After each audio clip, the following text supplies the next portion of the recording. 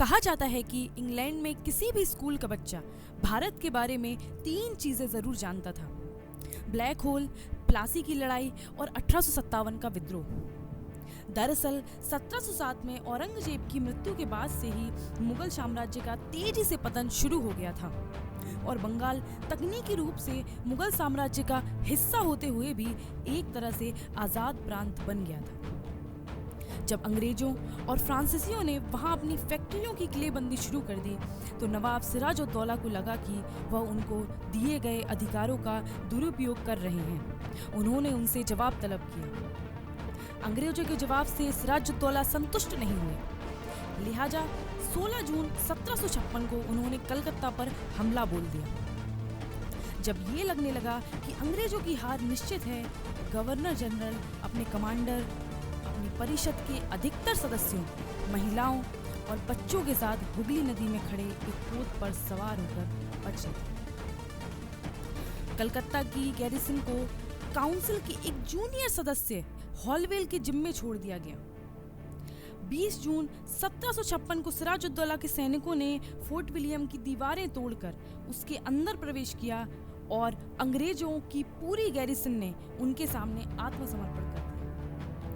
बाद में हॉलवेल ने इसका विवरण देते हुए अपने लेख interesting historical events related to province of Bengal में लिखा, मेरे हाथ बांधकर मुझे नवाब के सामने पेश किया गया। नवाब ने मेरे हाथ खोलने के आदेश दिए और मुझसे वादा किया कि मेरे साथ कोई बदसलूकी नहीं की जाएगी। साथ ही साथ उन्होंने अंग्रेजों द्वारा उनका प्रतिरोध करने और गवर्नर ड्रेक के व्यवहार पर अपनी नाराजगी जताई। थोड़ी देर बाद ही सिराजुद्दौला वहां से उठ गए और एक घर में आराम करने चले।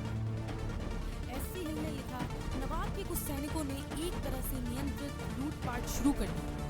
उन्होंने कुछ अंग्रेजों से लूटपाट की, लेकिन उनके साथ किसी तरह की ज्यादती नहीं की। कुछ पुर्तगालियों को तो उन्होंने खुला छोड़ दिया और वो फोर्ट विलियम से बाहर निकल आए, लेकिन कुछ ही घंटों में शाम होते होते हॉलवेल और दूसरे कैदियों के साथ नवाब के सैनिकों का व्यवहार बदल गया। हुआ यह कि शराब के नशे में एक अंग्रेज सैनिक ने पिस्टल निकालकर नवाब के एक सैनिक को गोली से उड़ा दिया। जब इसकी शिकायत सिराजुद्दौला के पास पहुंची तो उन्होंने पूछा कि दुर्व्यवहार करने वाले अंग्रेज सैनिकों को कहाँ रखा जाता है, तो उन्होंने बताया कि काल कोठरी में। उनके अधिकारियों ने उन्हें सलाह दी कि इतने सारे कैदियों को रात भर खुले में छोड़ना खतरनाक होगा, इसलिए बेहतर होगा कि उन्हें काल कोठरी में डाल दिया जाए। सिराजुद्दौला ने उन्हें ऐसा ही करने के लिए कहा। कुल 146 अंग्रेजों को बिना उनके पद और लिंग का लिहाज किए 18 बाय 14 फुट की कोठरी में ठूंस दिया गया, जिसमें सिर्फ 2 छोटी सी खिड़कियां थीं। ये कोठरी सिर्फ 3 या 4 कैदियों को रखने के लिए बनाई गई थी। हॉलवेल ने लिखा, ये साल की शायद सबसे गर्म और उमस भरी रात थी। ये सारे कैदी 21 जून की सुबह 6 बजे तक बिना खाना, पानी और हवा के उस कोठरी में बंद रहे। अंग्रेजों की ये तकलीफ शाम 7 बजे से शुरू होकर अगले सुबह 6 बजे तक जारी रही। जिन सैनिकों को इन कैदियों की निगरानी के लिए रखा गया था, उनकी हिम्मत ही नहीं पड़ी कि वो सो रहे नवाब को जगाकर उनका हाल उन्हें बताते। जब सिराजुद्दौला खुद जागे और उन्हें कैदियों का हाल बताया गया तो उन्होंने कोठरी का दरवाज़ा खोलने का आदेश दिया। जब दरवाज़ा खोला गया तो 146 कैदियों में से सिर्फ 23 कैदी ही मरणासन हालत में जीवित बाहर आए। शवों को पास में एक साथ गड्ढा खोदकर बिना किसी रस्म के दफना दिया गया। रात 9 बजे जब लोगों को प्यास लगनी शुरू हुई तो हालात और खराब होने लगे। एक बूढ़े सैनिक को उन पर थोड़ी दया आई और वह थोड़ा पानी ले आया। खिड़की की सलाखों के जरिए उसने पानी अंदर पहुंचाया।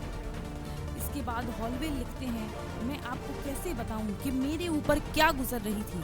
कुछ लोगों ने जो दूसरी खिड़की पर खड़े हुए थे, पानी की आस में वो खिड़की छोड़कर दूसरी खिड़की की तरफ तेजी से भागे। रास्ते में उन्होंने कई लोगों को कुचल दिया।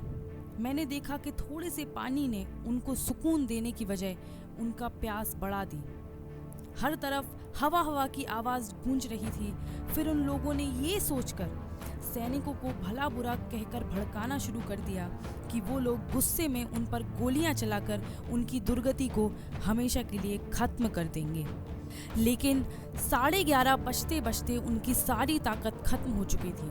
गर्मी से उनका दम घुट रहा था और वो एक दूसरे के ऊपर गिरकर दम तोड़ने लगे थे। हॉलवेल उन बचने वाले 23 कैदियों में से एक थे। काल कोठरी की इस घटना को भारत में ब्रिटिश साम्राज्यवाद के विस्तार का न सिर्फ प्रमुख कारण बताया गया, बल्कि इसके आधार पर भारत में ब्रिटिश शासन को जायज ठहराने की कोशिश भी हुई।